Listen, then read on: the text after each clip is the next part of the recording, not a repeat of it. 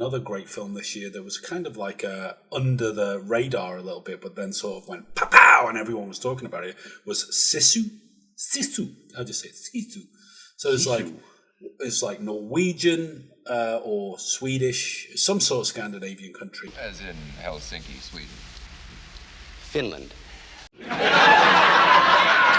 And it's based in World War II, so we were like, ooh, we like a World War II film. My favourite. And it's about this guy, he's like a prospector, isn't he? He's like sort of, out there in the moors on his own with his dog and his horse and his pickaxe. And he comes across loads of gold and he digs up this gold, that old shtick. We've seen lots of films but then it's about him basically getting to somewhere where he can trade it in and get his money for it and stuff. But the Nazis at the time were on the retreat.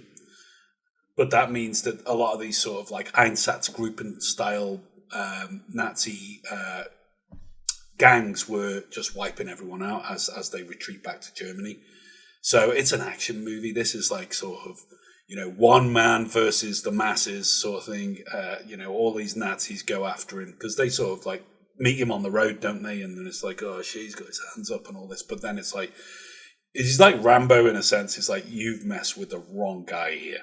Yeah. So it's about him taking them apart with whatever comes to hand with his pickaxe, I mean, these bastards tried to shoot his dog, so just on that alone, never mind that they're Nazis. Yeah. Anyone trying to shoot someone's dog, they deserve a horrible death. And, absolutely. If you like that sort of thing, I thought this was really good fun.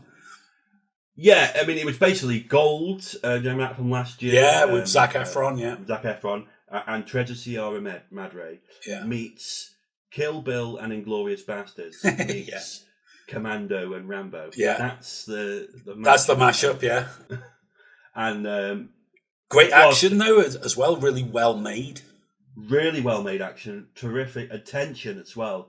There's a bit where they're throwing the mines. It's brilliant. In the field, and they start sending the Nazis out to go get them, and oh my god, it's carnage. Yeah, but you love it because it's like blowing up Nazis. Yeah, absolutely.